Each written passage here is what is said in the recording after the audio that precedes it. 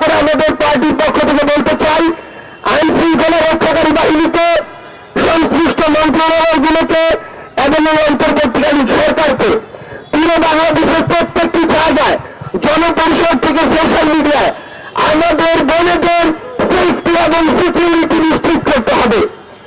কেউ যেন তার ব্যক্তিগত বিশ্বাস কোনদিন একটি সমাজের গুরুত্বপূর্ণ একটি অংশ কিংবা আমাদের নারীদের উপরে চাপিয়ে না দিতে পারে।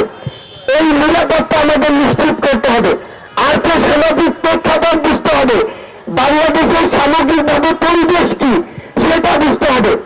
এগুলোর বাইরে গিয়ে কেউ যদি কোনো ধরনের মদ কালচারকে ব্যবহার করে বিন্দুমাত্র আমাদের বোনদের দিকে দৃষ্টি দেওয়ার চেষ্টা করে কিংবা তাদের সিকিউরিটি বিঘ্নিত করার চেষ্টা করে, তাহলে আমাদের এই আইন শৃঙ্খলা রক্ষাকারী বাহিনী এবং সংশ্লিষ্ট মন্ত্রণালয়গুলো ব্যর্থ বলে